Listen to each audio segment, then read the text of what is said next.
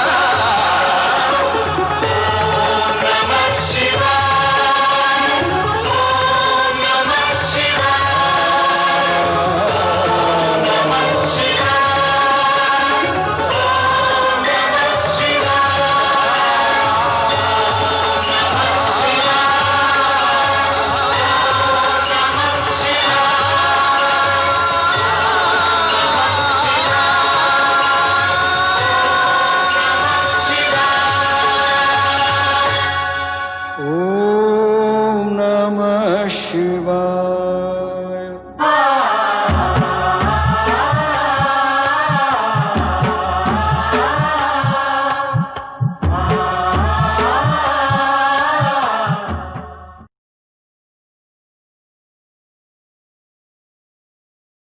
कैलाश पर देवाधिदेव भगवान शंकर के समक्ष देवर्षि नारद ने माता सती से चंद्र का रोहिणी के प्रति आकर्षण व अन्य पत्नियों के प्रति विकर्षण का उल्लेख किया।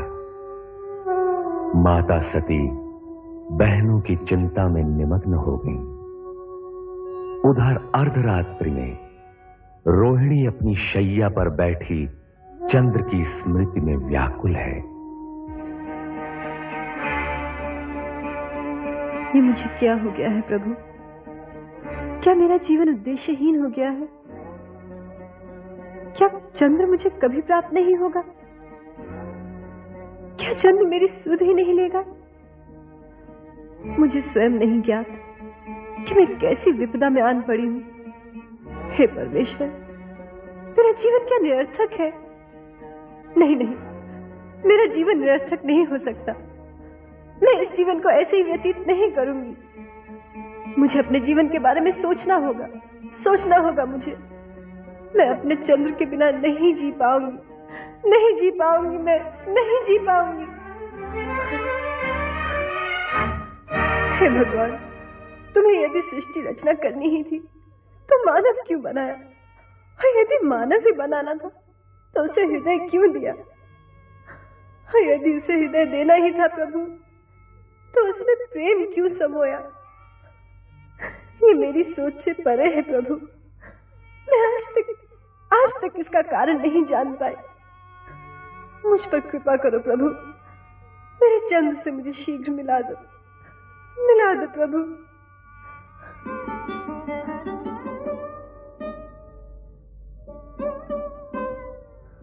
रोहिणी, जिस पति को प्राप्त करने के लिए हमने इतनी पूजा और अर्चना की, उसी ने जब हमें ठुकरा दिया तो हमारा हृदय विदीर्ण हो गया। ये भी सत्य है कि तीर खाए पंछी की तरह छटपटाते हुए जब हमने पिता के समक्ष कहा कि चंद्र रोहिणी के कारण हमें उपेक्षित कर रहा है तो हमें ठीक नहीं लगा। हम तो विरह में विचलित थे ही, तेरा सुख भी पिता के क्रोध ने छीन लिया। जो कुछ भी हुआ अश्विनी बहन, ठीक ही हुआ। यदि हम सब बहनें बचपन से सुख में भागीदार रही हैं, तो दुख में भी हमारा समान भाग होना चाहिए। मैं सत्य कहती हूं बहनों, स्वामी के पास होते हुए भी मैं हर क्षण यही सोचा करती थी कि तुम लोगों के साथ घोर अन्याय हो रहा है। अश्विनी, हम बहनें तो हैं, किंतु उससे पहले हम नारी हैं, और यदि नारी ही नारी की पीड़ा नहीं समझेगी तो फिर कौन समझेगा। हो सके तो मुझ पर विश्वास करो और मुझे स्वयं से अलग मत समझो। बस करो रोहिणी, अब इस तरह से अपने मन को और मत दुखाओ। होगा वही जो भगवान को स्वीकार होगा। अब तुम विश्राम करो बहन। हाँ रोहिणी, आओ चले।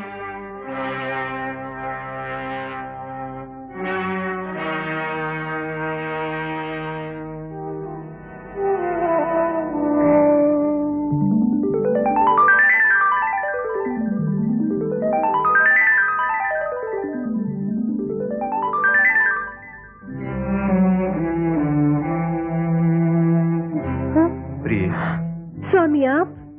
चलो मेरे साथ चंद्रमहल चलो। नहीं स्वामी, जब तक आप अपनी अन्य पत्नियों को उनका अधिकार नहीं दे देते, मैं यही रहूंगी। मैं तुमसे प्रेम करता हूं प्रिय, केवल तुमसे, और तुम्हारे अतिरिक्त ये चंद्र किसी और से प्रेम कर ही नहीं सकता। तो फिर आप मुझे भी भूल जाइए स्वामी। मुझे आपके विरह की अग्नि में जलना स्वीकार है, किंतु अपनी ही बहनों का सुख सौभाग्य छीन लेने वाली नीच स्त्री का कलंक लेकर मैं जीना नहीं चाहती। आप तुरंत यहाँ से चले जाइए स्वामी। तुम्हारे बिना मैं जीवन की कल्पना भी नहीं कर सकता। चंद्र जो दूसरों को शीतलता बांटता फिरता है, आज स्वयं तुम्हारी विरह की अग्नि में दहक रहा है। मैं तुम्हें यहां से लेकर ही जाऊंगा रोहिणी। नहीं स्वामी, नहीं नहीं नाथ, नहीं, ऐसा मत कीजिएगा, अनिष्ट हो जाएगा। आप मेरे पिताश्री के क्रोध से अवगत नहीं। यदि उन्होंने आपको यहाँ देख लिया तो न जाने क्या होगा। मुझे छोड़ दीजिए स्वामी, छोड़ दीजिए। चंद्र, तेरी ये उदंडता, नीच पापी, छोड़ दे मेरी पुत्री को। ये मेरी पत्नी है और अब आपका इस पर कोई अधिकार नहीं। पत्नियां तो यहाँ तुम्हारी और भी हैं, ले जाना है तो सभी को ले जाओ। विवाह मात्र शरीर के साथ फेरों से नहीं, मन के वर्ण करने से होता है। चलो रोहिणी। ये हट छोड़ दे चंद्र, नहीं तो मैं तुझे श्राप दे दूंगा। नहीं पिताश्री, ऐसा अनर्थ मत कीजिएगा। तो कह अपने इस पापी पति से तुझे तत्काल छोड़ के यहाँ से चला जाए, नहीं तो मेरे क्रोध की ज्वाला इसे भस्म कर देगी। चंद्र अपनी रोहिणी को लिए बिना यहाँ से नहीं जाएगा। यदि ये तेरी हट है तो सुन, अपने जिस पौरुष और सुदर्शन व्यक्तित्व पर तू फूला फूला फिरता है, उसे क्षय रोग नष्ट कर देगा, नष्ट कर देगा। ये मेरा श्राप है। स्वामी,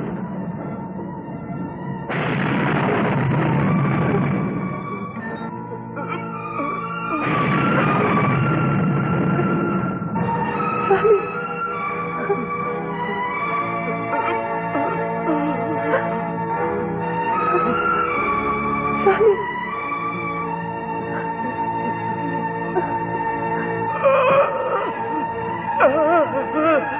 स्वामी,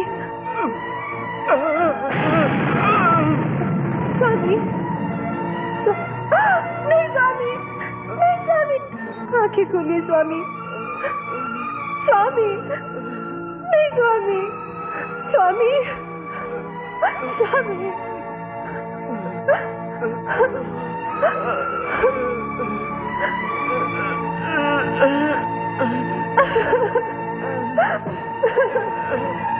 स्वामी,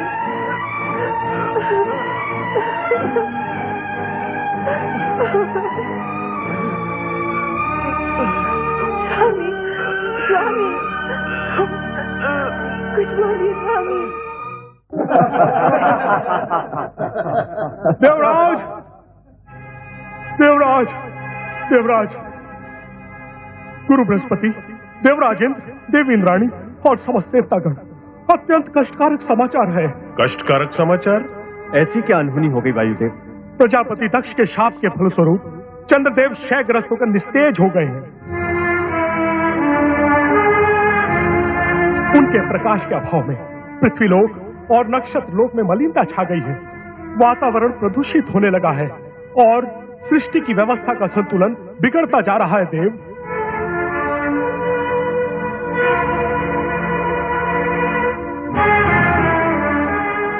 ये तो निसंदेह दुखद समाचार है वायुदेव। यदि शीघ्र इस समस्या के निराकरण हेतु कोई उपाय न किया गया तो चंद्रदेव सदा सदा के लिए निस्तेज हो जाएंगे। पुत्र चंद्र,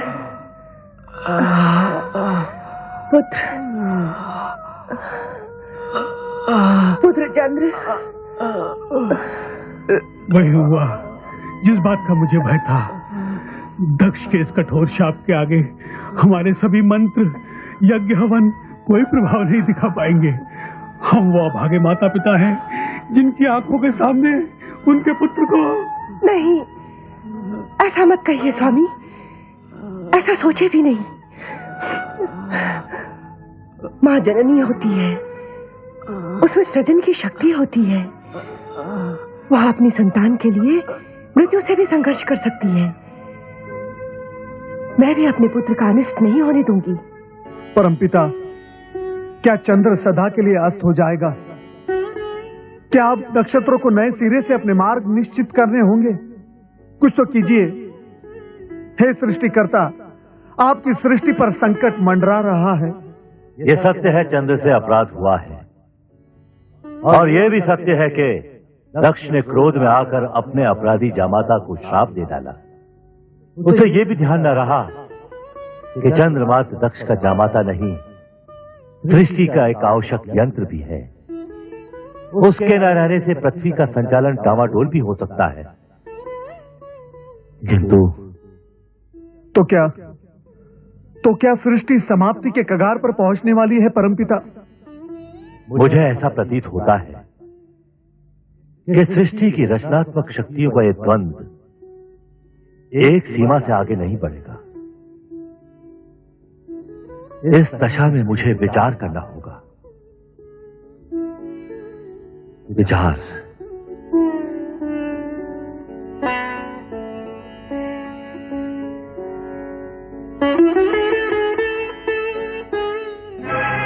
देव ऋषि, वहां सृष्टि पर विपत्ति के बादल मंडरा रहे हैं और ब्रह्मा जी ध्यान में डूबे हुए हैं। इस समय इनके ध्यान में मात्र सृष्टि की चिंता है देवराज, अन्य कुछ नहीं। परंतु इसमें इतना सोच विचार करने की क्या आवश्यकता है? ब्रह्मा जी को करना होगा कि चंद्र को शाप से मुक्त करने के लिए अपने मानस पुत्र दक्ष को बाध्य करें, अन्यथा सृष्टि में प्रलय हो जाएगी। देव ऋषि, प्रलय हो जाएगी। ऐसा नहीं हो सकता देवराज इंद्र, हमें धैर्य से काम लेना होगा। यह हमारी परीक्षा की घड़ी है। भगवान शिवशंकर की कृपा से चंद्र की रक्षा का मार्ग अवश्य मिल जाएगा। हमारा हृदय टूट चुका है माते। कैसे पिता है हमारे, एक हाथ से हमारा कन्यादान करके हमें सौभाग्यवती होने का आशीर्वाद दिया और दूसरे हाथ से छीन भी लिया। माते, उनसे कहो कि हमें पति का प्रेम नहीं, उनकी आयु और हमारा सौभाग्य चाहिए। पिता अपना श्राप लौटा ले और हमें हमारा पति दे दे। वे जैसे भी हैं, हम उनके साथ जीवन निर्वाह करेंगे। तुम्हें कैसे समझाएं पुत्रियों? दिया हुआ श्राप लौटाया नहीं जा सकता, ये असंभव है। हाँ, अब एक आसरा है, भगवान शिव शंकर। वो भक्त वत्सल हैं, भोलेनाथ हैं। यदि उन्हें तुम बहनों पर दया आ गई तो चंद्र को नया जीवन और तुम सबको तुम्हारा सौभाग्य सिंदूर भी मिल सकता है। तुम धैर्य मत छोड़ो अश्विनी, तुम सबकी मनोकामना अवश्य पूरी होगी।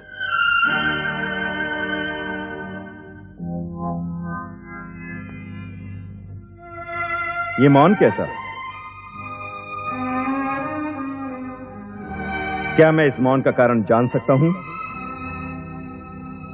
महारानी, कोई मेरे प्रश्न का उत्तर क्यों नहीं देता?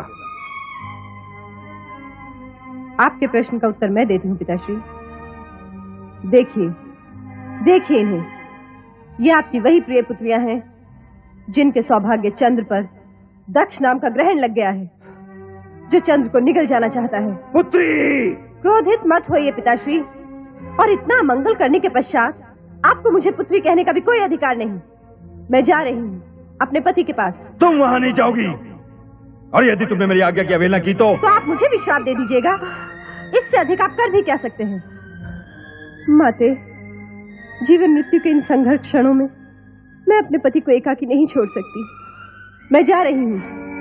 रोहिणी, यदि तुमने इस महल की चौखट भी लांगी तो मैं तुम्हें श्राप दे दूंगा। बस कीजिए बस। यदि आप इन पुत्रियों के पिता हैं तो मैं माता हूँ। प्रसव पीड़ा आपने नहीं, मैंने सही है। यदि आपने अपने मुख से एक भी अपशब्द कहा तो मैं यही की यही अपने प्राण त्याग दूंगी। हाँ।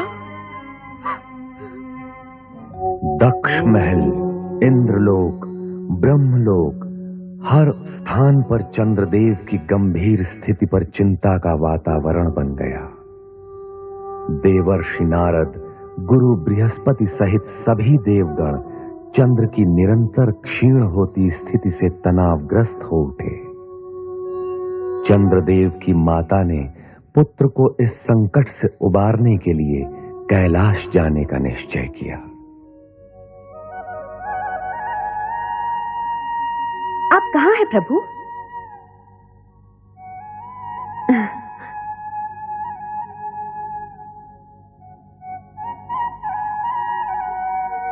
आपके चरणों में मेरी पूजा स्वीकार हो प्रभु। नंदी, भृंगी, शिवगणों, प्रणाम सती माता। सती माता की जय। महादेव यहाँ नहीं है। नंदी, वे कहाँ गए? मैं भी स्वयं चकित हूँ माता। जब भोलेनाथ के दर्शन के लिए मैं आया था तो भोलेनाथ यहाँ पर समाधि में लीन थे। अब पता नहीं कहाँ अदृश्य हो चुके हैं। प्रणाम महादेवी सती। संभवतः आप मुझे जानती नहीं, जानेंगी भी कैसे। आप मुझे प्रथम बार देख रही हैं। आप कौन हैं देवी? हम सब ये जानने के लिए उत्सुक हैं। मैं अत्रि ऋषि की धर्मपत्नी चंद्रदेव की माता अनुसूया हूँ महादेवी सती। महादेव जी और आपके चरणों में प्रणाम करने आई हूँ। आप चंद्रदेव की माता अर्थात मेरी बहनों की सास माता हैं। आपका स्वागत है। आप तो हमारे लिए परम पूज्य हैं। कहाँ है देवाधिदेव महादेव? हम स्वयं आश्चर्यचकित हैं कि वे अचानक कहाँ अदृश्य हो गए। ऐसा लगता है दुर्भाग्य की छाया शीघ्र ही मेरा पीछा नहीं छोड़ेगी। कितनी आशा लेकर आई थी मैं महादेव के दर्शनों के लिए। प्रत्यक्ष अथवा परोक्ष रूप में प्रभु सदाशिव जगत के कण कण में विराजमान है और भक्तों का संकट निवारण करने के लिए तो वे सदा तत्पर रहते हैं। आपके मन में जो है वो कहिए माता। सदाशिव आपकी प्रार्थना अवश्य सुनेंगे। पता नहीं वह कैसी अशुभ घड़ी थी जब दक्ष प्रजापति अपनी पुत्रियों का संबंध हमारे पुत्र चंद्र से करने आए थे। आप कैसी बातें कर रही हैं माता? चंद्र से मेरी बहनों का संबंध तो अटल था। चंद्र से रोहिणी आदि नक्षत्र कन्याओं का विवाह विधि के विधान के अनुसार ही हुआ है और इसे कोई मिथ्या नहीं कर सकता। परंतु विवाह के पश्चात जो भी कुछ हुआ वो निरर्थक कार्य है। सारा संसार जानता है कि मेरा पुत्र चंद्र स्वभाव से चंचल और भावुक है। तुम्हारी सभी बहनों में से रोहिणी ही उसे सबसे अधिक प्रिय है और उसी का परिणाम आज चंद्र भुगत रहा है। क्या हुआ चंद्रदेव को? तुम्हारे पिता दक्ष प्रजापति ने क्रोधित होकर चंद्र को शाप दे डाला है, क्षय रोग से ग्रस्त होने का। अब इस संकट से महादेव के अतिरिक्त हमें और कोई नहीं बचा सकता। पिताश्री, ये आपने क्या कर दिया? अपने ही जामाता को श्राप देकर अपनी पुत्रियों को वैधव्य की काली छाया की ओर ढकेल दिया। किंतु माता, मैं आपको विश्वास दिलाती हूं कि मेरे पिताश्री का श्राप चंद्रदेव को नष्ट नहीं कर सकता। आपको विश्वास है? कैसे? विधाता के विधान के अनुसार सूर्य, चंद्र, ग्रह, नक्षत्र अमर है। प्रलय काल तक इन्हें कोई नहीं मिटा सकता। हाँ, श्राप से इन्हें कष्ट अवश्य हो सकता है। मैं चंद्र के कष्ट निवारण के लिए ही महादेव जी की शरण में आई हूँ। मुझे कष्ट निवारण का कोई उपाय बताइए महादेवी जी। चराचर पति शिव जी की अखंड आराधना से असंभव भी संभव हो जाता है। मैंने भी आराधना द्वारा ही कैलाश में शिव चरणों में स्थान पाया है। श्राप का प्रभाव नष्ट करने का एक ही उपाय है, और वो है मृत्युंजय महादेव की आराधना। ओम नमः शिवाय, मृत्युंजय महादेवाय नमोस्तुते।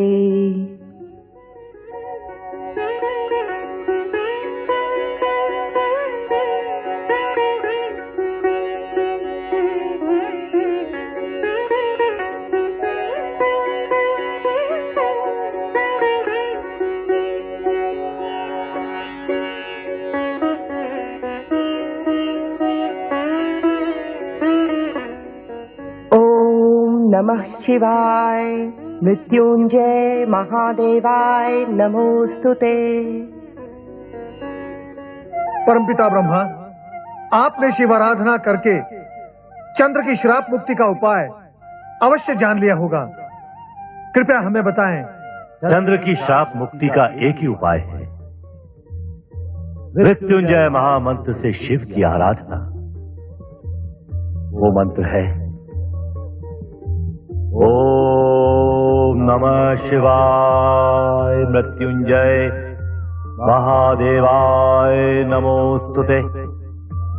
मृत्युंजय महामंत्र? हाँ, मृत्युंजय महामंत्र से शिव की अटूट कृपा प्राप्त होती है और मृत्यु का भय दूर हो जाता है। परमपिता, हम सब मिलकर इस मृत्युंजय महामंत्र से शिव की आराधना करेंगे और चंद्र के कष्ट का अंत अवश्य करेंगे परमपिता। परंतु देवराज, मृत्युंजय महामंत्र की अमर ध्वनि का प्रभाव चंद्र पर पड़े, इसके लिए उन्हें स्वयं आरावत के पश्चिमी समुद्र तट जाकर प्रमाश क्षेत्र में शिव आराधना करनी होगी। मंत्र ध्वनि के प्रभाव से चंद्र पर पड़े शाप का प्रभाव धीमे धीमे समाप्त होने लगेगा और शिव की कृपा प्राप्त होगी। समुद्री वातावरण के प्रभाव से चंद्र शीघ्र ही स्वास्थ्य लाभ कर सकेंगे। नारायण नारायण।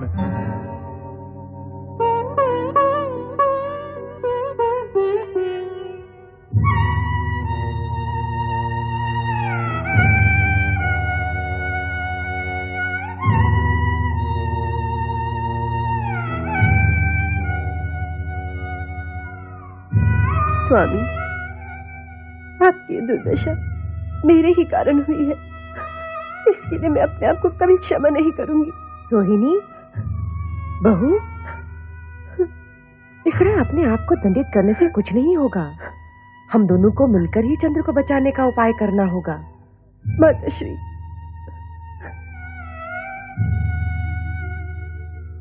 तुम समझती हो मेरे चंद्र की इस दुर्दशा का कारण तुम हो, परंतु यह सत्य नहीं है। तुमने तो सदा ही मेरे चंद्र के हृदय को प्रफुल्लित किया है, उसे सुख दिया है। तुम उसके दुख का कारण कैसे बन सकती हो? माते, मुझे ज्ञात है तुम्हारी बहनों के प्रति उपेक्षा दिखाकर चंद्र ने उचित नहीं किया, परंतु इसके लिए मैं उसे दोषी नहीं समझती हूँ। परंतु माते, सारा दोष मेरा है। ये आप क्या कह रही हैं माते? तुम्हारे पिता दक्ष प्रजापति का प्रस्ताव ही मुझे स्वीकार नहीं करना था, जिसमें उन्होंने अपनी 27 कन्याओं का विवाह मेरे चंद्र के साथ करने की बात कही थी। परंतु आपने और पिताश्री ने तो कहा था कि ये विधाता का अटल विधान है, इसे कोई नहीं बदल सकता। दुर्भाग्य को विधि का अटल विधान बताकर किसी भूल से मुक्ति नहीं पाई जा सकती रोहिणी। भूल तो भूल ही होती है और भूल का परिणाम जाने अनजाने सभी को भुगतना पड़ता है। तो मेरी बहनों की उन आकांक्षाओं का क्या होता? उन्होंने भी तो मेरे समान चंद्रदेव को मन ही मन पति स्वीकार कर लिया था। मन ही मन पति रूप में स्वीकार करने का अर्थ किसी को विवाह के लिए विवश करना नहीं होता है रोहिणी। तुम्हारे पिता दक्ष का कर्तव्य था कि वे इस व्यवस्था को रोक देते, परंतु इस प्रस्ताव को चंद्रदेव ने भी तो चुपचाप स्वीकार कर लिया था। चंद्र के मन की बात का पता लगाना हम माता पिता का कर्तव्य था, जो हमने नहीं किया, और इसी का दंड हम भुगत भी रहे हैं। परंतु पिछली भूलों की बातें करने से कोई लाभ नहीं होगा। जैसे भी हो, हमें चंद्र को इस संकट से उभारना ही होगा। सब कहते हैं कि श्राप को विफल नहीं किया जा सकता, उसका प्रभाव होकर ही रहता है। समझ में नहीं आता अब हम क्या करें। इसी कारण मैं शिव शंकर की शरण में कैलाश गई थी, परंतु दुर्भाग्य से वहां भी मुझे उनके दर्शन नहीं हुए। सती बहन तो वहां आपको अवश्य मिली होंगी। हाँ, उन्हीं का दिया विश्वास लेकर मैं कैलाश से लौटी हूँ। सती ने कहा है, शिव की आराधना कभी व्यर्थ नहीं जाती। चंद्र के प्राण रक्षा हेतु अब हमें शिव की आराधना करनी होगी। यही एकमात्र उपाय है। अवश्य माताश्री, इस आराधना में मैं भी आपके साथ हूँ। बेटी, मैं चंद्र की माता हूँ और तुम धर्म पत्नी। हम दोनों के हृदय से जो पुकार निकलेगी उसका प्रभाव होकर रहेगा। भगवान शिव की कृपा हमें अवश्य प्राप्त होगी। चंद्र के श्राप का अवश्य अंत होगा। नारायण नारायण। देवी रोहिणी, निश्चिंत हो जाओ। भगवान भोलेनाथ की कृपा से संकट अवश्य टल जाएगा। सत्य कह रहे हैं देवऋषि। नारायण नारायण। हरि भक्त कभी झूठ नहीं बोलता। परमपिता ब्रह्मा जी ने शिव जी का ध्यान इस संकट की ओर आकर्षित करने का एक उपाय बताया है। कौन सा उपाय देवऋषि? रोहिणी, आर्यवर्त के पश्चिम भाग में प्रमास क्षेत्र है। उसके समुद्र तट पर शिवलिंग स्थापित करके भगवान शिवशंकर का मृत्युंजय जाप निरंतर करने से तुम्हारे पति मृत्यु के मुख में जाते हुए भी लौट आएंगे। परंतु ये मृत्युंजय मंत्र है क्या देवऋषि? ओम नमः शिवाय मृत्युंजय महादेवाय नमोस्तुते। यदि इस मंत्र का स्वयं चंद्रदेव जाप करेंगे तो साक्षात भगवान शिवशंकर प्रकट होकर दक्ष द्वारा दिए गए श्राप का निवारण करेंगे। परंतु इनकी तो ये दशा है, ये मंत्र का जाप करेंगे कैसे? व्यर्थ की चिंता न करो देवी। सर्वप्रथम इस मंत्र का जाप आरंभ करो। शिव जी की कृपा से मंगल ही मंगल होगा। नारायण नारायण।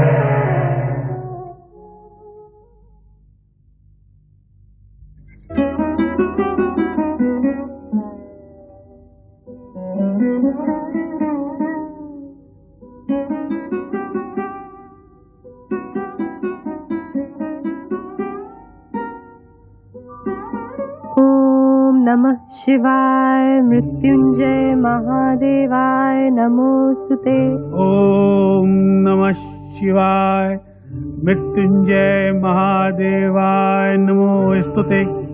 ओम नमः शिवाय मृत्युंजय महादेवाय नमोस्तुते।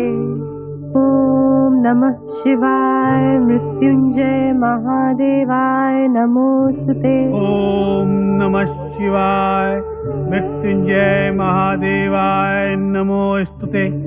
ओम नमः शिवाय मृत्युंजय महादेवाय नमोस्तुते। ओम नमः शिवाय मृत्युंजय महादेवाय नमोस्तुते। ओम नमः शिवाय मृत्युंजय महादेवाय नमोस्तुते। ओम नमः शिवाय मृत्युंजय महादेवाय नमोस्तुते। ओम नमः शिवाय मृत्युंजय महादेवाय नमोस्तुते। ओम नमः शिवाय मृत्युंजय महादेवाय नमोस्तुते। ओम नमः शिवाय मृत्युंजय महादेवाय नमोस्तुते। ओम नमः शिवाय मृत्युंजय महादेवाय नमोस्तुते। ओम नमः शिवाय मृत्युंजय महादेवाय नमोस्तुते। ओम नमः शिवाय मृत्युंजय महादेवाय नमोस्तुते। स्वामी, स्वामी आप माताश्री,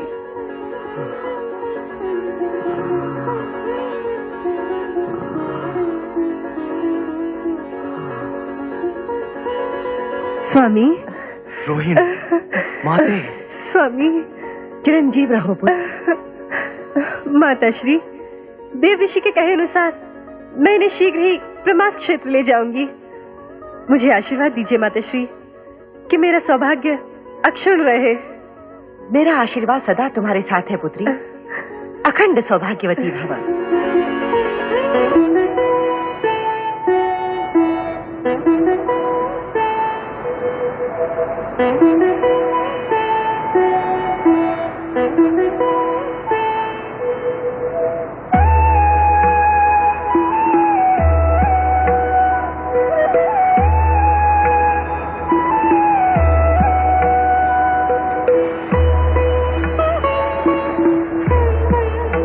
हे जलदेव, मेरे पति की रक्षा करना।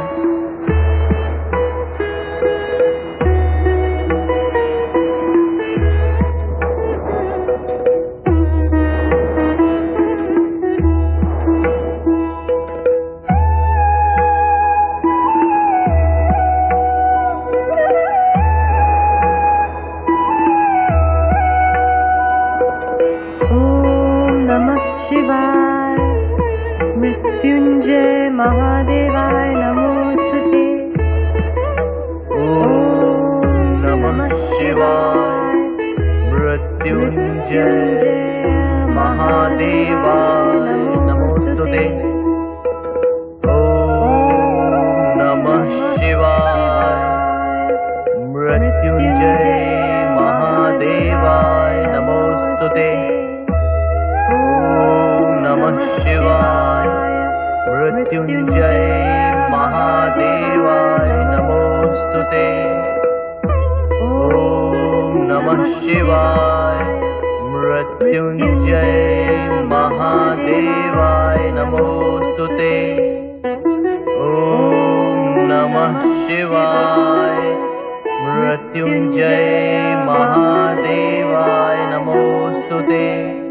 ओम नमः शिवाय मृत्युंजय महादेवाय नमोस्तुते। ओम नमः शिवाय मृत्युंजय महादेवाय नमोस्तुते। स्वामी, इस शिव मंत्र का निरंतर जाप करते रहें जब तक भगवान शिव की हम पर कृपा न हो। नमः शिवाय मृत्युंजय महादेवाय नमोस्तुते। ओम नमः शिवाय मृत्युंजय महादेवाय नमोस्तुते। ओम नमः शिवाय मृत्युंजय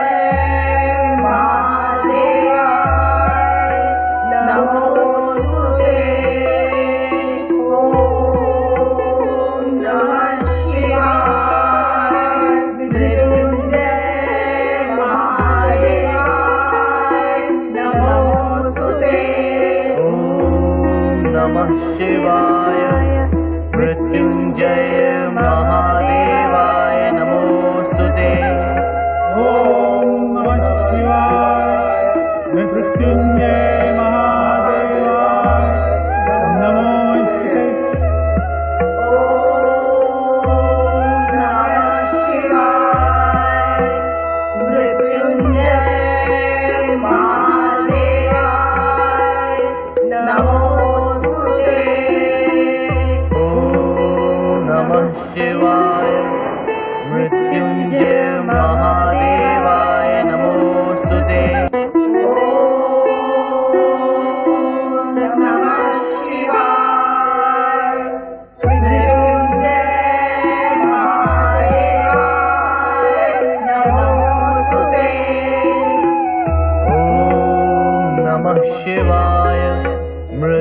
मृत्युंजय महादेवाय नमोस्तुते।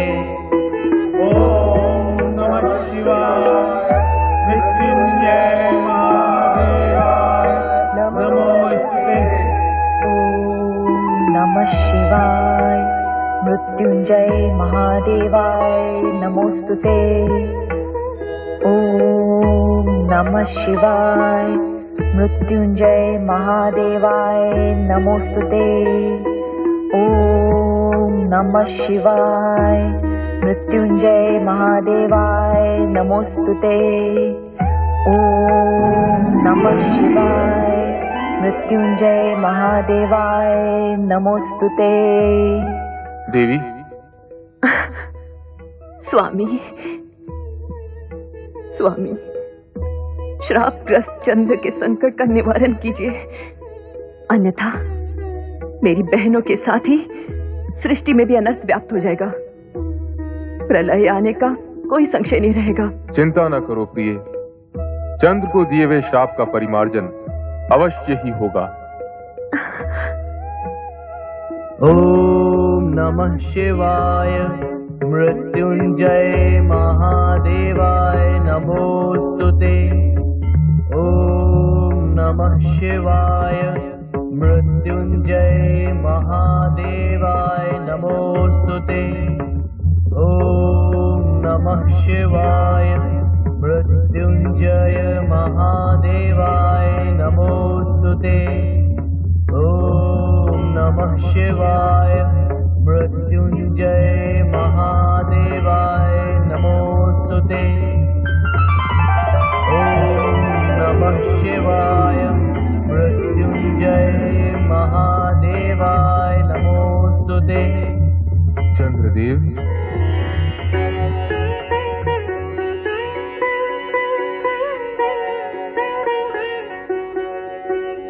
ओम नमः शिवाय मृत्युंजय महादेवाय नमोस्तुते। मृत्युंजय मंत्र के निरंतर जप से तुमने हमें प्रसन्न किया, साथ ही मृत्यु को भी जीत लिया। अब तुम्हें किसी प्रकार का कोई भय नहीं।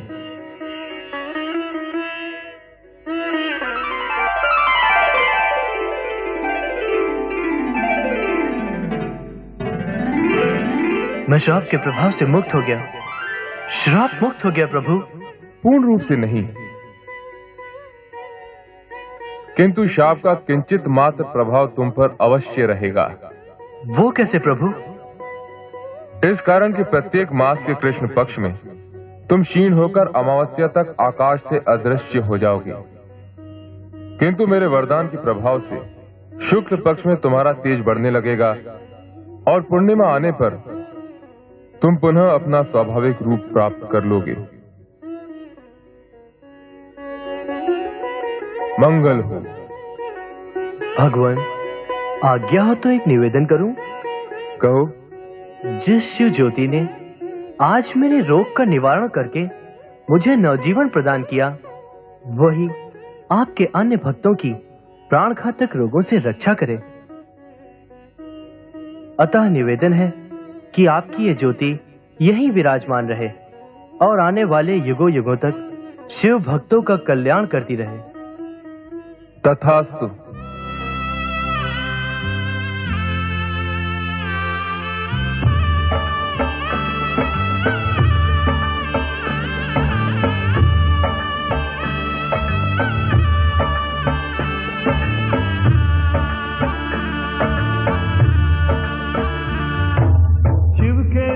जनों ने पुकारा जब संकट पड़ने पर, शिव के भक्त जनों ने पुकारा जब संकट पड़ने पर, तब तब ज्योतिर्लिंग में पधारे अजर अमर शिव शंकर।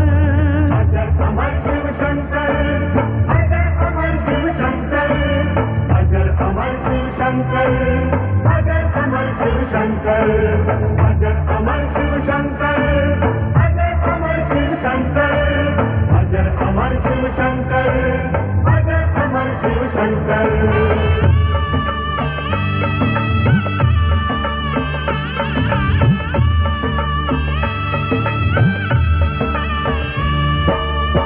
राजा दक्ष ने चंद्रदेव को क्रोध में श्राप दिया था। ब्रह्माज्ञा से चंद्रदेव ने शिव का जाप किया था। चंद्रदेव को श्राप से मुक्ति देने स्वयं शिव आए। चंद्र का यश बढ़ाने यही वो सोमेश्वर कहलाए। सौराष्ट्र के सोमनाथ की महिमा होती नहीं बखान। जिनके स्मरण से मिल जाता है मन चाहा वरदान। सोमनाथ जी नए रूप में आज भी मन को भाए। इनके दर्शन करने से ही रोग निकट न आए। सोमनाथ शिव की जय हो, सोमनाथ शिव की जय हो, सोमनाथ शिव की जय हो, सोमनाथ शिव की जय हो, सोमनाथ शिव की जय हो, सोमनाथ शिव की जय हो, सोमनाथ शिव की जय हो, सोमनाथ शिव की जय हो।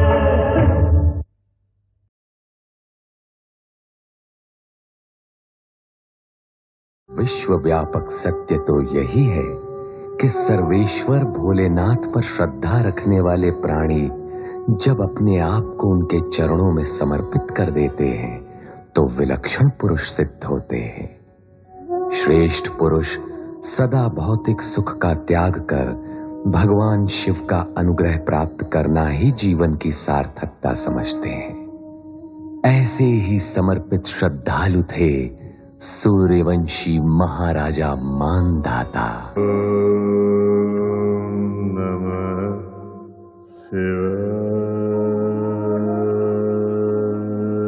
नारायण नारायण नारायण, जय जय नारायण नारायण नारायण।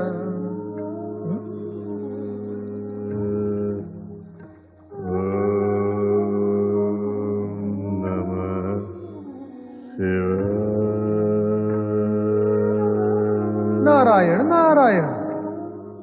नदी के बीच द्वीप पर खड़े होकर भगवान भोलेनाथ की कठोर तपस्या करने वाला ये प्राणी कौन है?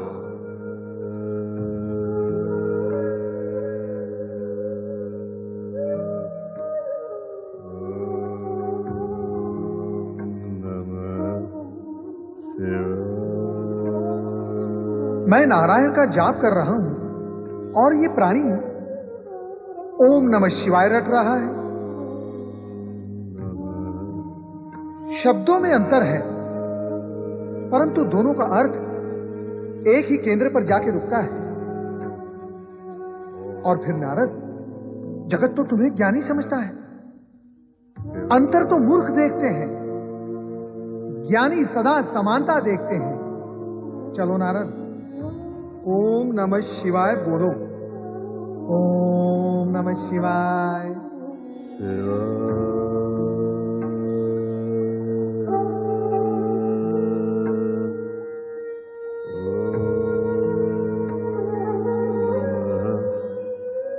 ये तो राजा मानधाता है, भगवान शिव के अनुग्रह को प्राप्त करने के इच्छुक। कैसी अद्भुत लीला है भगवान भोलेनाथ की। जगत के अधिकांश मनुष्य प्रभु कृपा को भूलकर जगत के सुखों को प्राप्त करने के लिए लालायित हैं, किंतु राजा मानधाता जैसे कुछ ही ऐसे मनुष्य हैं जो भौतिक सुखों को त्याग कर केवल प्रभु कृपा को प्राप्त करने में ही जीवन को सार्थक समझते हैं।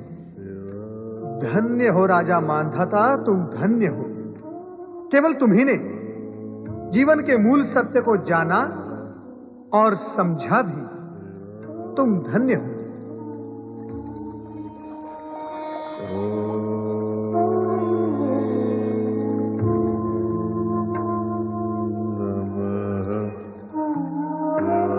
राजन, राजन,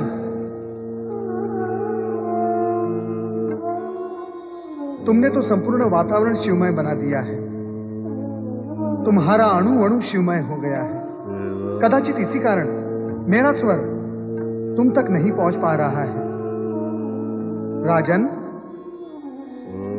राजन, अणु अणु क्या, ये तो तन, मन और चेतना से शिवमय होकर शिव जी की भांति समाधि में लीन हो गए हैं। एक और शिव महिमा से प्रभावित राजा मानधाता निष्ठापूर्वक तन मन से मन में दर्शनों की अभिलाषा लिए हुए पूर्ण रूप से शिव भक्ति में लीन है। मैं बड़ा हूं। मैं हाँ? ये क्या हो रहा है? विंध्याचल महाराज तो सुमेरु से भेंट करने गए थे, फिर ये किस विवाद में फंस गए?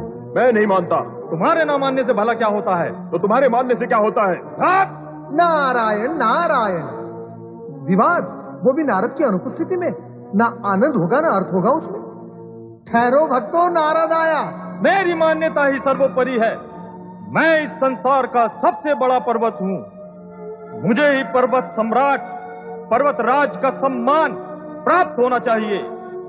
तुम्हारे इस चाहिए का तो विशाल सागर की भांति कोई और छोर ही नहीं है। नारायण नारायण। तुम मुझे ये बताओ कि तुम्हें पर्वत सम्राट का सम्मान क्यों मिलना चाहिए? इसलिए कि मैं पर्वतों में सबसे बड़ा हूँ। अच्छा, ये असत्य समाचार आपको किसने दिया? इसमें असत्य क्या है? सत्य भी क्या है? नारायण नारायण। सत्य है भी तो केवल इतना कि हिमालय राज ही सबसे श्रेष्ठ एवं सबसे बड़े पर्वत हैं, इसीलिए पर्वतों के राजा हैं। नहीं, ऐसा नहीं है। क्रोध करने से आकार छोटा हो जाएगा सुमेरु, और फिर तुम बाल पर्वत ही रह जाओगे। देव ऋषि, अपनी भाषा पे नियंत्रण रखें।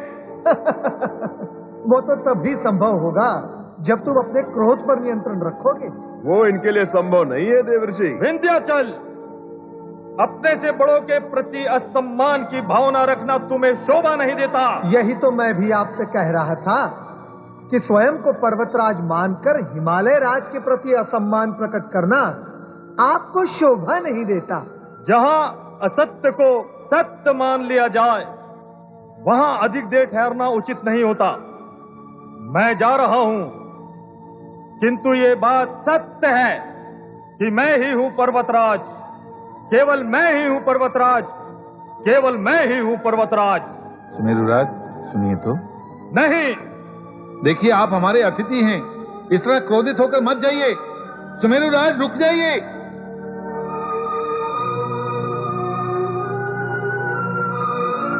ये अच्छा नहीं हुआ। हिमालय राज, क्या अच्छा नहीं हुआ? इनका क्रोधित होना या इनका चले जाना? दोनों ही देव ऋषि। नारायण नारायण। हिमालय राज, चिंता त्याग कर अतिथियों का स्वागत करें। जैसी आज्ञा देव ऋषि। नारायण नारायण। कहिए विंध्यराज, क्या कहते हैं आप? किस विषय में देव ऋषि? इस समय तो विषय एक ही है, सुमेरुराज। कहना क्या है, वो हिमालय राज से तो छोटे ही हैं, किंतु मुझसे बड़े हैं। तो आप बड़े हो जाइए ना। बड़ा होना अपने वश और अधिकार में होता है। अवश्य है, अवश्य है। आपने राजा मानधाता का नाम तो सुना होगा। वही जो नर्मदा नदी के बीच द्वीप में शिव आराधना में लीन है। वे ही। यदि आप भी उनकी भांति भगवान शिव की आराधना करेंगे तो सुमेरु राज से बड़े हो सकते हैं आप। सत्य? नारद के मुख से असत्य वचन कभी निकले हैं? नारायण नारायण। देव ऋषि, आपने बड़ा उपकार किया ये बताकर कि शिव आराधना से ही मैं सुमेरु से बड़ा हो सकता हूँ। मैं अवश्य शिव आराधना करूंगा। इसी में आपका कल्याण है विंध्याचल। ओम नमः शिवाय, ओम नमः शिवाय, ओम नमः शिवाय, ओम नमः शिवाय, ओम नमः शिवाय, ओम नमः शिवाय, ओम नमः शिवाय, ओम नमः शिवाय, ओम नमः शिवाय, ओम नमः शिवाय, ओम नमः शिवाय। नारायण नारायण नारायण, श्रीमन नारायण नारायण नारायण।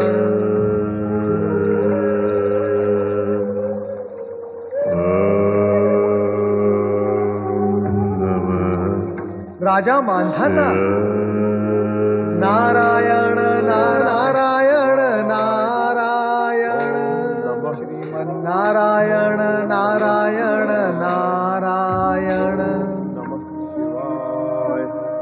विंध्याचल।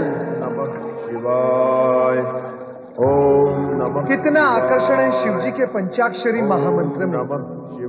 राजा मानधाता तो तपस्या में लीन थे ही, और अब विंध्याचल भी उसी मार्ग पर चल पड़े। किंतु विंध्याचल में राजा मानधाता जैसी तन्मयता और समर्पण भाव कहाँ।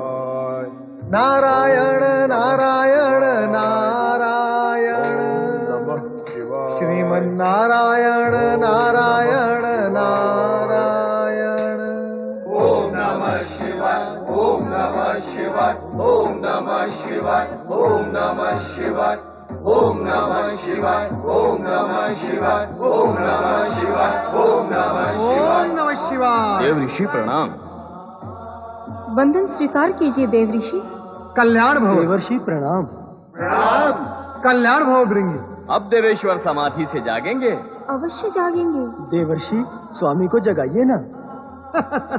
क्या तुम सब ये समझते हो कि मैं यहाँ देवेश्वर को समाधि से जगाने आता हूँ? नहीं देव ऋषि, हम तो ये समझते हैं जब स्वामी को जागना होता है तभी आप प्रकट होते हैं।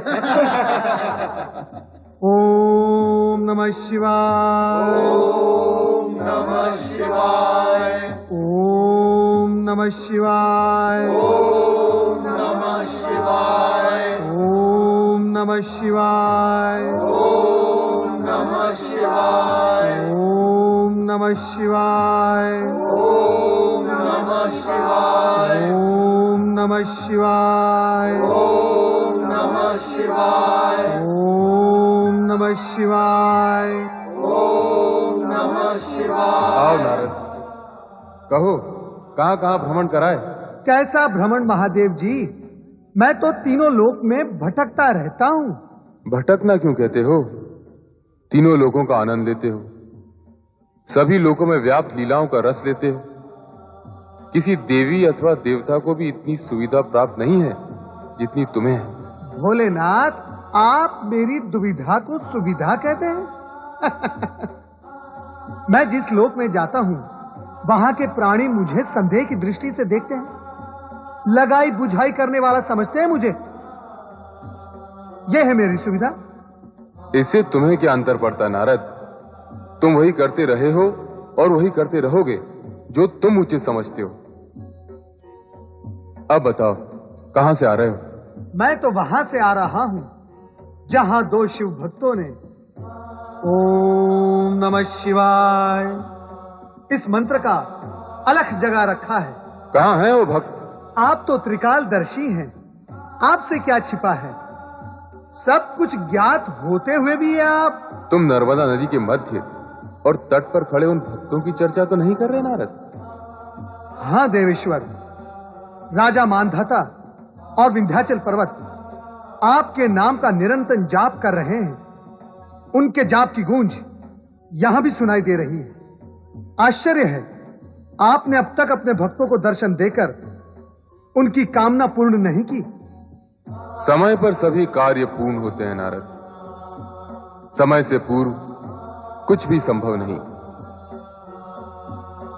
नारायण नारायण। ओम नमः शिवाय।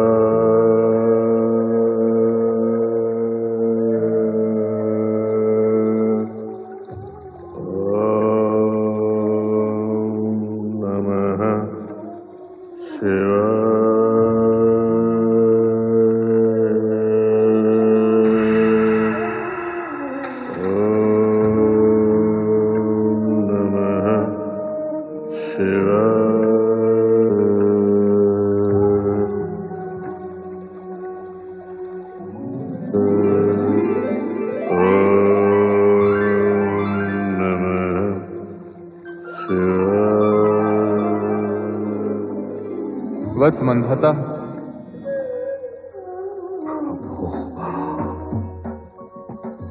प्रभु प्रभु। उठो वत्स। हे प्रभु, हे देवाधिदेव, आपके दर्शन पाकर मैं कृतकृत्य हुआ भगवान, कृतकृत्य हुआ।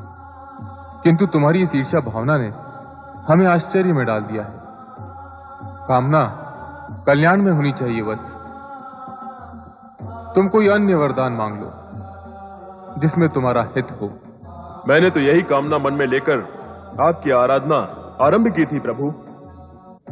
मन में ऐसी कामना करने से पूर्व तुमने विचार नहीं किया कि इसका परिणाम न तुम्हारे हित में होगा न ही लोकहित में। और जो कामना लोकहित में नहीं होती वो पाप और दुष्कर्म के मार्ग से होती हुई पीड़ा और दुर्भाग्य तक जा पहुंचती है। किसी का अहित करना मेरा उद्देश्य नहीं है भगवान। स्वयं को दूसरे से श्रेष्ठ मानना अथवा मनवाने की इच्छा करना अथवा ऊंचे होने की कामना के गर्व से ही अहित की उत्पत्ति होती है विंध्यराज। मैं अहित की भावना से स्वयं को दूर रखूंगा। यह तुम्हारे लिए संभव नहीं, किसी के लिए भी संभव नहीं। शिशु देव का हो अथवा दानव का, उससे उसकी माता से दूर नहीं रखा जा सकता। अहंकार की भावना भी ऐसी ही माता है जिसे अहित रूपी पुत्र से दूर रखना किसी के लिए भी संभव नहीं। मैं अहंकार का त्याग करूंगा देवेश्वर, किंतु उससे पूर्व तुम्हें सुमेरु से ऊंचे होने की कामना का त्याग करना होगा। फिर शेष ही क्या रह जाएगा प्रभु? तुम्हारा यह हट सद्विचार और सद्भावना को मार्ग नहीं दे रहा है वत्स। यदि तुम्हें वरदान प्राप्त हो गया और तुम सुमेरु से ऊंचे हो गए तो जानते हो उसका परिणाम क्या होगा? आर्यव्रत के उत्तर और दक्षिण के मध्य सेतु होने के कारण वर्तमान में आवागमन संभव है, किंतु तुम्हारे ऊंचे हो जाने से उत्तर दक्षिण का संपूर्ण भंग हो जाएगा। संतुलन नहीं रहेगा, परस्पर संबंध नहीं रहेंगे, उत्तर दक्षिण में विभिन्नताएं उत्पन्न हो जाएंगी। ऐसा न हो, इस कारण तुम अन्य कोई वरदान मांग लो वत्स। मैं ऐसा नहीं होने दूंगा। आप कृपया मुझे सुमेरु से ऊंचा होने का वरदान दे भगवान।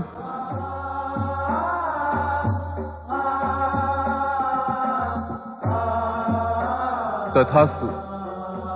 किंतु विंध्यराज, यह भी स्मरण रखना कि इस वरदान के दुष्परिणामों का दायित्व भी तुम्हारा ही होगा। प्रणाम प्रभु।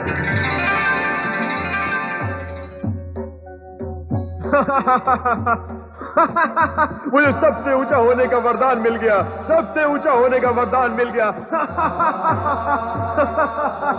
भगवान शिव के वरदान ने एक ओर तो विंध्याचल को प्रसन्नता प्रदान की, किंतु दूसरी ओर दूसरों से स्वयं को श्रेष्ठ समझने वाला अहंकार भी उसमें जागृत हो गया, जिसके वशीभूत अनिष्टकारी परिणामों से बेसुध होकर वो भगवान शिव के वरदान स्वरूप धीरे धीरे ऊंचा और ऊंचा होता गया।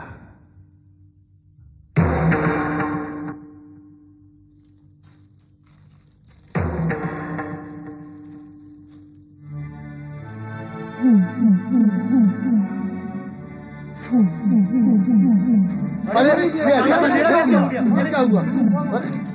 ये अंधेरा कैसा अंधेरा?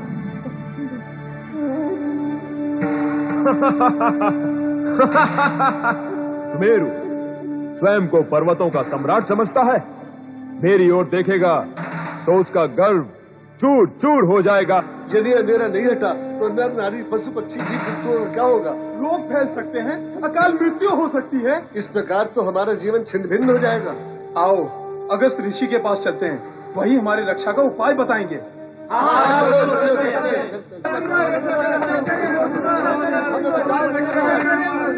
मुनिवर, अंधकार का तांडव धरती पर छा गया है, हम सबको बचा लो मुनिवर। ये कैसा अंधकार है?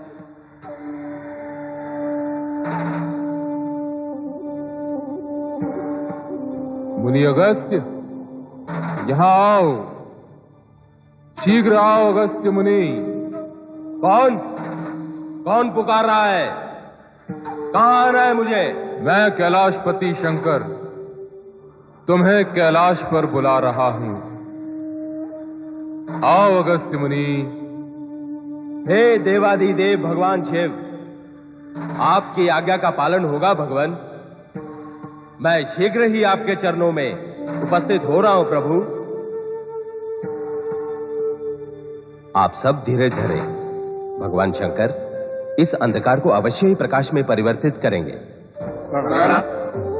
हर हर महादेव, हर हर महादेव, हर हर महादेव। मेरे लिए क्या आज्ञा है भगवान? मुनि अगस्त्य, कैलाश आने हेतु अंधकार से आना पड़ा। हाँ भगवान, प्रथम तो मुझे ऐसा लगा कि किसी मायावी दानव की आकृति का अथवा छाया का अंधकार है, किंतु मार्ग में प्रतीत हुआ कि विंध्याचल पर्वत के आकार में परिवर्तन और संवर्धन हुआ है। हाँ, वो किसी दानव की छाया का अंधकार नहीं, विंध्याचल के गर्व और अहंकार का अंधकार है। भगवान, मुझे स्मरण है एक अवसर पर आपने कहा था कि किसी भी योनि का प्राणी हो, अज्ञान से जुड़ते ही दानव हो जाता है। वही गति हुई है विंध्याचल की। गर्व और अज्ञान ने उसे दानव बना दिया है। किंतु सदा सभी का कल्याण करने वाले सदाशिव, आपकी कृपा हुई तो विंध्याचल सुधर भी सकता है भगवान। जगत का कल्याण सोचकर ही तुम्हें बुलाया है। विंध्याचल को सही मार्ग पर लाने का कार्य तुम्हें करना होगा। मुझे क्या करना होगा प्रभु? विंध्याचल की भक्ति से प्रसन्न होकर हमें उसका हट मानना पड़ा और हमने उसे सुमेरु पर्वत से अधिक ऊंचा होने का वरदान दे दिया। उसके दीर्घाकार से ही अंधकार बढ़ा है। ऐसे में उत्तर दक्षिण के संबंध व संपर्क समाप्त होने से अनर्थ हो सकता है। इस अनर्थ को होने से तुम्हें रोकना है। वो कैसे देवेश्वर? अहंकारी होते हुए भी विंध्याचल गुरु, ज्ञानी और ऋषि मुनियों के प्रति सम्मान की भावना रखता है और ऐसा प्रतीत होता है कि आपके प्रति तो उसके मन में विशेष आदर भाव है। यह सत्य है देवेश्वर, मेरे प्रति वो अधिक ही विनयशील है।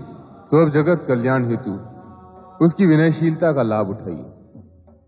आप इच्छा शक्ति के बल पर दक्षिण से उत्तर में आए हैं, किंतु अब पदयात्रा करते हुए विंध्याचल को पार कर पुनः दक्षिण में जाएंगे। उस दीर्घाकाल विंध्याचल को पार करना होगा? केवल विंध्याचल को, दीर्घाकार विंध्याचल को नहीं। जब आप उस पर्वत की तलहटी में जाएंगे तो वो प्रणाम करने हेतु सिर नवाएगा। उस समय उससे कहें कि वो आपके लौटने की प्रतीक्षा करें और इसी तरह सिर नवाए रहे, जिससे आपको आवागमन में सुविधा हो। किंतु भगवान, मेरे पुनः उत्तर में लौटने पर वह भी पुनः खड़ा हो जाएगा, अतः समस्या तो वही रहेगी। आप दक्षिण से उत्तर में लौटेंगे ही क्यों? अर्थात मुझे सदा सदा के लिए दक्षिण में वास करना होगा प्रभु। लोकहित में किया गया आपका यह कार्य संपूर्ण जगत में चर्चा का विषय रहेगा। जैसी आपकी आज्ञा भगवान। प्रणाम। हर हर महादेव, हर हर महादेव, हर हर महादेव। विंध्याचल, विंध्याचल, विंध्याचल। मैं अगस्त तुम्हें कब से पुकार रहा हूं, क्या तुम्हें मेरी पुकार सुनाई नहीं दे रही है?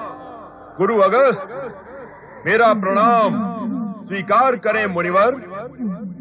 प्रणाम करने की ये कौन सी प्रणाली है विंध्याचल? प्रणाम करने वाले की दृष्टि नीचे से ऊपर की ओर और प्रणाम स्वीकार करने वाले की दृष्टि ऊपर से नीचे की ओर होती है। यहां स्थिति उल्टी है। तुम्हारी विनयशीलता पर मुझे हमेशा गर्व रहा है। तुम अविनयी कब से हो गए विंध्याचल?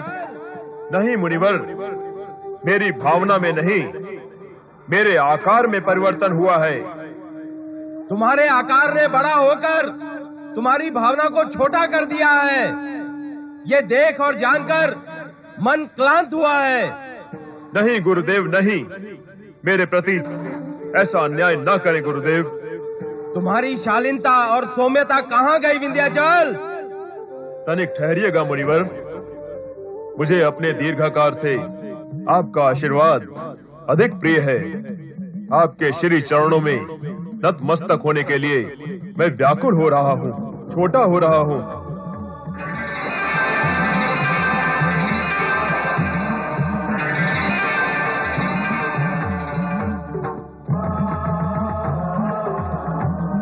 मुनिवर को विंध्याचल का प्रणाम। सुमत और सद्बुद्धि सदैव तुम्हारे साथ रहे। मेरे लौट के आने तक तुम इसी तरह झुके रहना विंध्याचल। ऐसी कठोर आज्ञा क्यों मुनिवर? अपनी कठोर यात्रा को सुगम करने के लिए। तुम्हारी दीर्घाकार पर्वतीय काया को पार कर जाने और आने में मुझे दीर्घकाल तक यात्रा करनी होगी, परंतु तुम्हारे झुके रहने से मैं सुगम पूर्वक आ और जा सकता हूं। मेरे लिए इतना त्याग करोगे ना विंध्याचल? अवश्य मुनिवर, किंतु कृपा करके शीघ्र ही लौटना। निश्चिंत रहो विंध्याचल, तुम्हारे कष्ट की पीड़ा मुझे शीघ्रता प्रदान करेगी। मैं आगे बढ़ता हूं।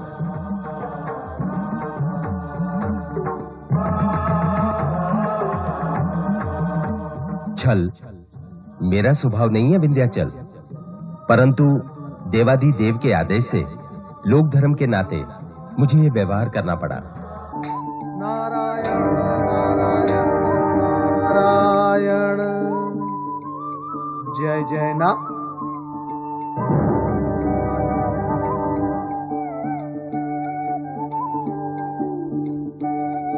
चलो नारद, कल्याण मार्ग पर आगे बढ़ो। नारायण नारायण नारायण नारायण नारायण श्रीमन नारायण नारायण नारायण। पर्वतराज, ये अभिनय की मुद्रा क्यों धारण कर रखी है? देवर्षि, ना तो मैं पर्वतराज रहा, ना अभिनय करने की मानसिकता है मुझ में। इस दुख और निराशा का कारण क्या है? और आपका ये आकार लघु कैसे हो गया? और इस प्रकार झुके झुके क्यों हो? मुनिवर, अगस्त जी का यही आदेश है, जब तक वे दक्षिण से न लौटे मैं इसी प्रकार झुका रहूं। अज्ञान की भी कोई सीमा होती है, किंतु तुम्हारा ज्ञान असीम है, असीम। विंध्याचल, तन के झुकने को झुकना नहीं कहा जाता, विनम्रता के साथ मन से झुकने को झुकना कहा जाता है। यदि तुम्हारा गर्व गल गया हो तो सीधे खड़े हो जाओ। किंतु मुनिवर का आदेश, वे क्रोधित हो जाएंगे।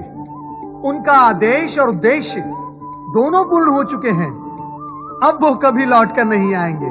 क्या वे लौटकर नहीं आएंगे? तो सदा के लिए मुझे इसी प्रकार झुका रहना होगा। नारायण नारायण, शब्द को नहीं विंध्यराज, अर्थ को पकड़ो, अर्थ को। मैंने तो आपके शब्दों को सत्य माना था। आपने कहा था भगवान शिव की आराधना करने से मैं सुमेरु से भी ऊंचा हो जाऊंगा। अवश्य कहा था राजन, मैंने अवश्य कहा था, किंतु उतनी ही ऊंचाई उचित होती है जो लोकहित और धर्म में बाधक न हो। मेरे पश्चात शिवजी ने भी तुम्हें अपना संतुलन बनाए रखने के लिए समझाया था, किंतु तुम नहीं माने, अपने हट पर अड़े रहे। ये हट और ऊंचा होने की महत्वाकांक्षा आप ही ने मेरे मन में जागृत की थी देवर्षि। नारायण नारायण, ये तो मेरा स्वभाव है। तीनों लोक में घूमकर मैं यही काम करता रहता हूं। इस जगत में लोभ और आकर्षण के अनेक अनेक साधन हैं। स्वार्थवश, कुटिलतावश अथवा व्यवसायवश जगत के प्राणी लोभ और आकर्षण की रचना तो करते ही रहते हैं, तो क्या हमें भी अपनी अज्ञानतावश उनके वश में हो जाना चाहिए? नारायण नारायण, अपनी सतसत विवेक बुद्धि का उपयोग करना आवश्यक नहीं। राजन, विधाता ने आकर्षण और महत्वाकांक्षा की सृष्टि की है, तो प्राणी को ज्ञान और भविष्य की चेतना भी दी है। आप धन्य हैं देवर्षि, विधाता ने आपको सोच विचार करके ही रचा है। आप मारते भी हैं और उबारते भी हैं। आप भूल रहे हैं राजन, न कोई किसी को मार सकता है न वार सकता है, प्राणी स्वयं ही अपना विधान रचता है। मेरे कहने अथवा महत्वाकांक्षा जागृत करने के उपरांत तुम्हें यह सोचना चाहिए था कि अत्यधिक ऊंचाई प्रकृति के कार्य में बाधक न हो। राजन, शिव भक्ति करके शिव कृपा पाकर अभी भी तुम वही हो जहां थे। अब ताड़ना प्रताड़ना बहुत हुआ देवर्षि, उबरने का मार्ग बताइए ना। विनम्रता से झुककर पुनः शिवाराधना करो, कल्याण होगा। नारायण नारायण नारायण नारायण नारायण। ओम नमः शिवाय, ओम नमः शिवाय। ओम नमः शिवाय। ओम नमः शिवाय।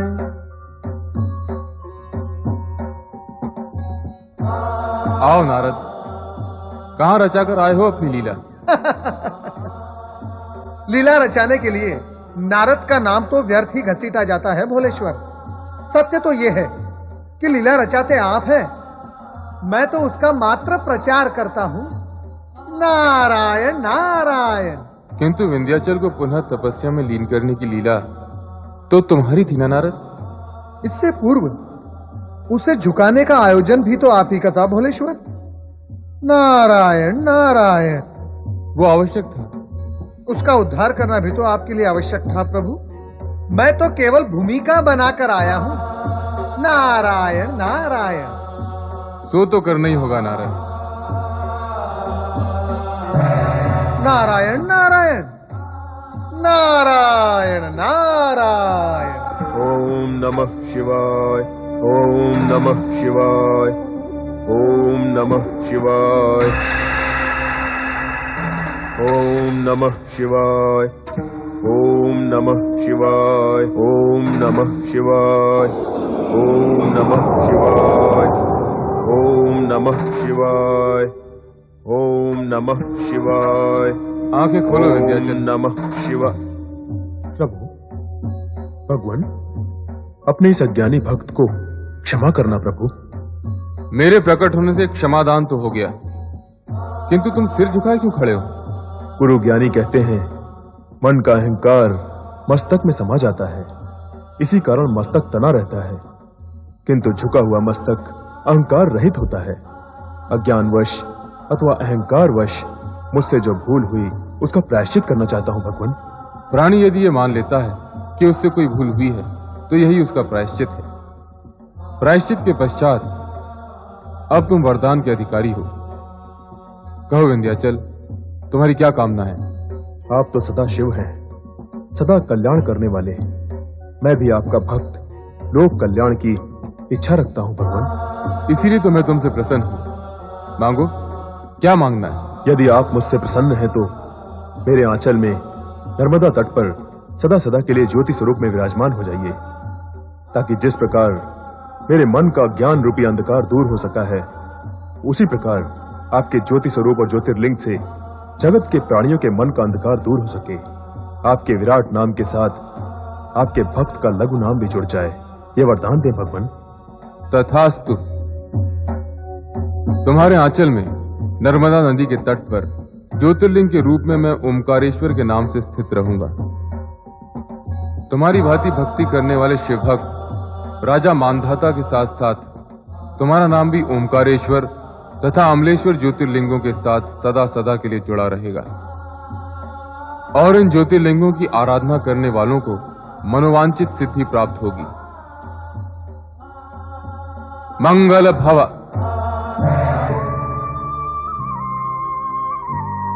ओम नमः शिवाय।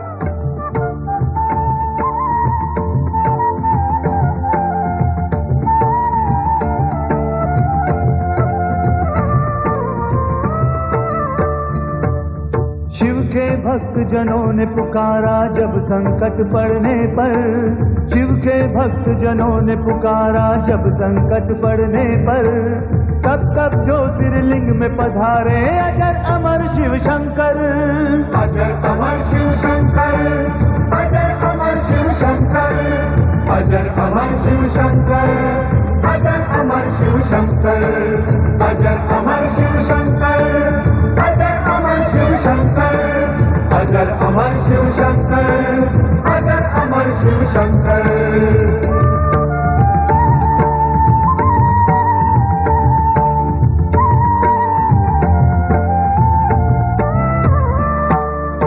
एक समय विंध्या विंध्याचल पर्वत शिव की शरण में आया। साक्षात ओंकार जहाँ थे शिवलिंग वहीं बनाया। करने लगा वो शिव का पूजन तदनंतर दिन रहना।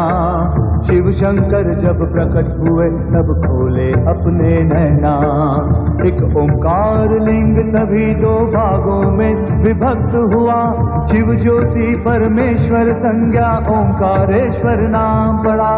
ओंकार परमेश्वर ज्योतिर्लिंग के जो दर्शन पाता, मोक्ष है मिलता माँ के गर्भ में वो फिर से नहीं आता। ओंकार शिव की जय हो, ओंकार शिव की जय हो, ओंकार शिव की जय हो, ओंकार शिव की जय हो, ओंकार शिव की जय हो, ओंकार शिव की जय हो, ओंकार शिव की जय हो, ओंकार शिव की जय हो। पंचाक्षरी मंत्र ओम नमः शिवाय के जाप और ओम के नाद मात्र से प्राणी अहंकार, क्रोध, मद, लोभ से मुक्त होकर परमात्मा की प्राप्ति कर लेता है। विंध्यराज के तप से प्रसन्न होकर भगवान शिव उनके समीप नर्मदा तट पर सदा के लिए ज्योति रूप में विराजमान हो गए।